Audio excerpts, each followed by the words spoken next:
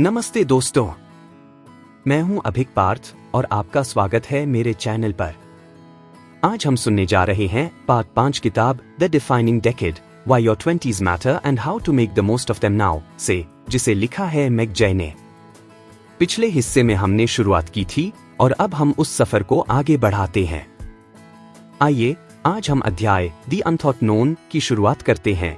नमस्कार दोस्तों, मैं हूं अभिक पार्थ और आज हम बात करेंगे एक बेहद महत्वपूर्ण विषय पर, अनिश्चितता, विकल्पों का भ्रम और यह कैसे हमारे 20 के दशक की चुनौती बन सकता है।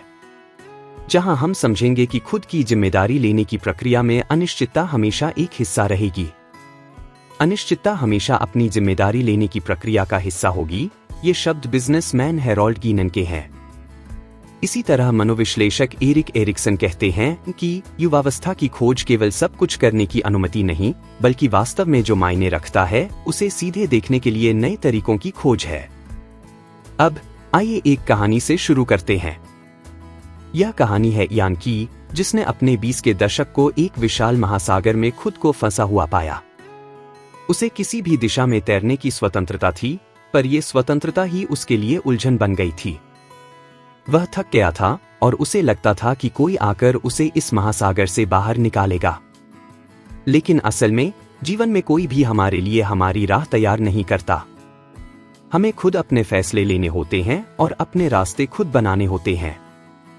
जिंदगी में कई बार हम खुद से डरते हैं ये कहने से कि मेरी जिंदगी मेरी जिम्मेदारी है, और यह भी डरावना होता है कि हमें खुद अपने लिए निर्णय लेने होंगे। अगर इयान ने इस महासागर से बाहर निकलने के लिए एक दिशा चुन ली होती तो शायद वो अपनी जिंदगी के असल मकसद को पा लेता। लेकिन उसने अपनी जिंदगी को दूसरों के भरोसे छोड़ दिया। यही चीज हमें समझनी है कि भ्रम की स्थिति हमें सिर्फ इसलिए महसूस होती है क्योंकि हम चाहते हैं कि चीजें हमारे लिए खुद से ठीक हो जाएं। इयान की दोस्त भी ऐसे थे जो किसी भी निर्णय को टालते रहते थे, और जब वह अपने माता पिता के पास गया तो उसे बेहतरीन होने के बस तसल्ली देने वाले शब्द ही मिले, मगर उसे खुद का रास्ता नहीं मिला। आज का संदेश बस इतना ही कि जीवन अनंत नहीं है और अवसर भी नहीं।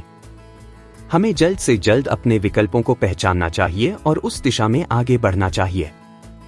अगले सप्ताह हम जैम खरीदने जैसे छोटे विकल्पों की बात करेंगे ताकि हम छोटे छोटे फैसलों से शुरुआत कर सकें। तो दोस्तों, अगर आपको ये वीडियो पसंद आई हो तो चैनल को सब्सक्राइब करें और हाँ, कमेंट में जरूर बताएं कि आप अपने जीवन के इस महासागर से बाहर कैसे निकल रहे हैं। फिर मिलते हैं अगले वीडियो में, तब तक के लिए धन्यवाद। नमस्ते दोस्तों, आपका स्वागत है मेरा यूट्यूब चैनल अभिक पार्थ पर। आज हम एक फैसिनेटिंग साइकोलॉजिकल एक्सपेरिमेंट के बारे में बात करेंगे जो हमारे चॉइसेस और डिसीजन मेकिंग के वे में एक अनोखा पर्सपेक्टिव देता है। ये कहानी है जैम एक्सपेरिमेंट की, जो एक मशहूर साइकोलॉजी रिसर्चर शीना आयंगर ने स्टैनफोर्ड यूनिवर्सिटी में कंडक्ट किया था। एक छोटी सी ग्रोसरी स्टोर में होने वाला ये एक्सपेरिमेंट ये समझने के लिए था कि जब हमारे पास ऑप्शंस बहुत ज्यादा हो जाए तो हमारी डिसीजन मेकिंग पर क्या असर पड़ता है। एक्सपेरिमेंट कुछ इस तरह से था कि स्टोर के अंदर एक सैंपलिंग टेबल लगाया गया था। एक कंडीशन में लॉग ऑन के पास सिर्फ 6 जैम के flavours available the peach, black cherry, red currant, marmalade, kiwi और लेमन कर्ड। और दूसरी कंडीशन में उनके पास 24 अलग अलग फ्लेवर्स का ऑप्शन था। अब इंटरेस्टिंग बात ये थी कि जब 24 फ्लेवर्स का ऑप्शन था तो लोग वहां ज्यादा अट्रैक्ट हुए। पर ज्यादा फ्लेवर्स देख के उनमें से सिर्फ 3% लॉग ऑन ने जैम एक्चुअली खरीदी। लेकिन जब सिर्फ 6 फ्लेवर्स का टेबल था तो 30% लॉग ऑन ने जैम खरीदा। इस एक्सपेरिमेंट ने चॉइस ओवरलोड का कॉन्सेप्ट इंट्रोड्यूस किया। जब हमारे पास ऑप्शंस ज्यादा हो जाती है तो हम कंफ्यूज हो जाते हैं और अक्सर कुछ भी चूज नहीं करते। हमारे पास जितनी कम चॉइसेस होती है उतना आसानी से हम डिसीजन ले सकते हैं। इस कॉन्सेप्ट को एक एग्जाम्पल के साथ समझते हैं। एक यंग पर्सन इयान, जो अपने लाइफ के ऑप्शंस को लेकर कंफ्यूज था, उसने मिया साथ अपने कुछ लाइफ चॉइसेस के बारे में डिस्कस किया। इयान की प्रॉब्लम ये थी कि यूज लगता था कि उसके पास जिंदगी में 24 फ्लेवर्स है और उससे समझ नहीं आता था कि किस दिशा में आगे बढ़ना है। जब हम इस तरह के ओवरलोड में होते हैं तो हमें लगता है कि हर ऑप्शन एक ओशन की तरह है और हम वहां खो जाते हैं। लेकिन रियलिटी ये है कि हमारे पास मैक्सिमम 6 या 7 ऑप्शंस हाई रियलिस्टिक होते हैं। इयन के साथ मैंने एक एक्सरसाइज की जिसमें हमने उनके इंटरेस्ट्स, पास्ट एक्सपीरियंसेस और स्ट्रेंथ्स को कंसिडर करके उनके सामने सिर्फ कुछ ऑप्शंस रखे और धीरे धीरे उन्हें समझ आया कि उनका रुझान डिजिटल डिजाइन में है। पर उनकी डर थी या तो वो फेल हो जाएंगे या फिर शायद उन्हें पसंद ना आए। मैंने उन्हें ये कहा कि एक बार शुरू करके तो देखो, क्योंकि ये लास्ट जार ऑफ जैम नहीं है जो आप जिंदगी में चूज कर रहे हो। अगर आपको ये पसंद नहीं आए तो और ऑप्शंस भी है। दोस्तों, ये एक वैल्यूएबल लेसन है हम सब के लिए। जब हम चॉइस ओवरलोड में फंसाए होते हैं तो हमें अपने रियल ऑप्शंस पर फोकस करना चाहिए, क्योंकि जिंदगी में हर चीज हमारे लिए अवेलेबल नहीं होती और ये जरूरी है कि हम अपने स्ट्रेंथ्स और इंटरेस्ट्स के बेस पर रियलिस्टिक ऑप्शंस चूज करें। आज का ये छोटा सा लेसन अगर आपको पसंद आया हो तो चैनल को सब्सक्राइब करें और वीडियो को लाइक और शेयर करें। कोई भी क्वेरी या फीडबैक हो तो कमेंट्स में जरूर शेयर करें। अगली वीडियो में हम और इंटरेस्टिंग टॉपिक्स पर बात करेंगे।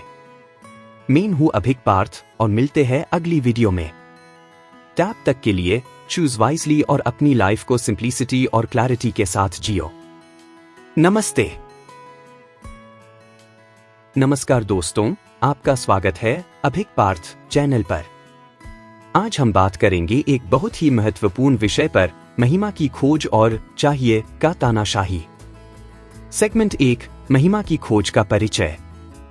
हर व्यक्ति के अंदर अपने संभावितता की ओर बढ़ने की स्वाभाविक प्रवृत्ति होती है। जैसे एक बलूत का पेड़ बनता है, हमें भी अपने सपनों की ओर बढ़ने का प्रयास करना चाहिए। लेकिन क्या हम सभी बलूत बन सकते हैं? क्या हम सभी अपनी पूरी संभावितता तक पहुंच सकते हैं? बहुत से युवा छोटे सपने देखते हैं, उन्हें यह नहीं पता होता कि उनके बीच के विकल्प उनके भविष्य को कैसे आकार दे सकते हैं। जबकि कुछ बड़े सपने देखते हैं जो अक्सर कल्पनाओं से प्रेरित होते हैं। यहां पर एक महत्वपूर्ण बात है, हमारी विशेष प्रतिभाएं और सीमाएं हमारे चारों ओर की दुनिया के साथ कैसे मेल खाती हैं। सेगमेंट 2, चाहिए का तानाशाही।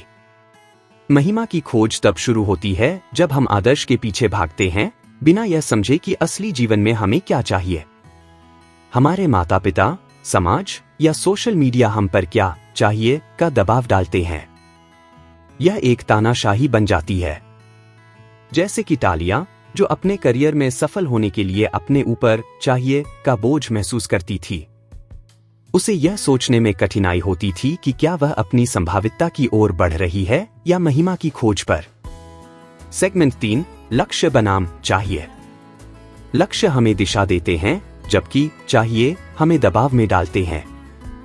लक्ष्य असली सपने होते हैं, जबकि चाहिए एक झूठी द्विध्रुवता बनाते हैं।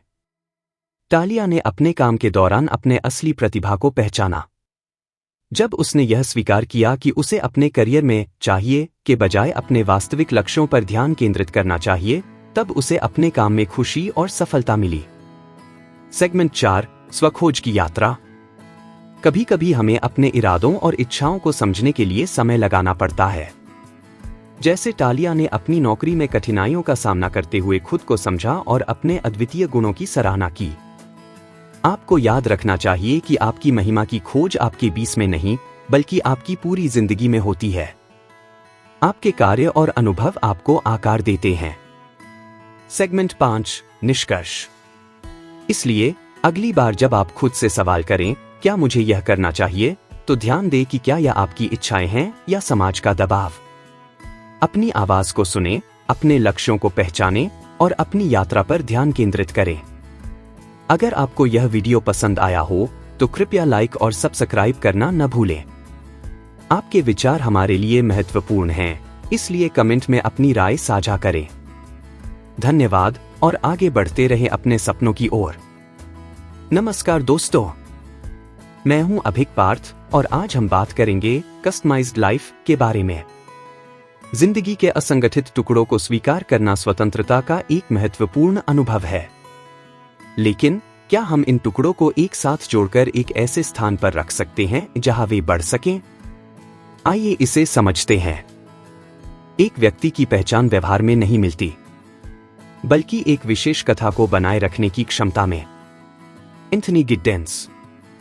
हम सब अपनी जिंदगी में ऐसे पल महसूस करते हैं जहां हम सोचते हैं कि हम क्या बनना चाहते हैं। जैसे इयान, जो अपने करियर को लेकर असमंजस में था। उसने कहा, मैं बस किसी ऑफिस जॉब में नहीं बैठना चाहता। क्या यह केवल एक आम भावना है या यह कुछ और गहरा है? इयान का जीवन संभावनाओं से भरा था, लेकिन उसने महसूस किया कि अनंत संभावनाएं कभी कभी भारी बोझ बन जाती हैं। कुछ भी की अवधारणा असीमित लगती है, लेकिन इसके भीतर एक डर भी है, क्या होगा यदि मैंने कुछ गलत चुना? भिन्नता उस चीज का हिस्सा है जो हमें हम बनाती है। यह हमारे जीवन को अर्थ देती है। भिन्नता और विशिष्टता पहचान का एक महत्वपूर्ण हिस्सा है। लेकिन हमें समझना चाहिए कि हमें क्या नहीं चाहिए। यह एक शुरुआत है। आत्मपरिभाषा नकारात्मकता से सकारात्मकता की ओर बढ़ने में है। इयान को समझाना था कि उसे केवल यह नहीं बताना है कि वह क्या नहीं करना चाहता, बल्कि उसे यह भी पहचानना होगा कि वह क्या बनना चाहता है। आप किस चीज के लिए हैं? यह सवाल महत्वपूर्ण है। कभी कभी हमें समझौता करने की जरूरत नहीं होती, बल्कि शुरुआत करने की जरूरत होती है। जब आप अपनी पहचान को एक सकारात्मक दिशा में ले जाते हैं, तब आपकी जिंदगी को एक नई दिशा मिलती है। इयान की कस्टम बाइक की कहानी सुनिए। उसने एक सामान्य बाइक से एक कस्टम बाइक चुनने का निर्णय लिया। ऐसा क्यों? क्योंकि उसे ऐसा लगता था कि यह उसकी पहचान का बेहतर प्रतिनिधित्व करती है। यह दर्शाता है कि वह उन भागों का उत्पाद बनना चाहता है जो उसे खास बनाते हैं। तो क्या हम अपनी जिंदगी को कस्टमाइज कर सकते हैं? हाँ, हमें साहस चाहिए कि हम अपने सपनों को जीने के लिए कुछ नया करने का निर्णय लें। अगर आपको ये वीडियो पसंद आया हो तो इसे लाइक और शेयर करें। और हाँ, चैनल को सब्सक्राइब करना न भूलें। धन्यवाद दोस्तों। आपकी जिंदगी का कस्टमाइजेशन शुरू करें और अपने सपनों को सच करें। मिलते हैं अगले वीडियो में।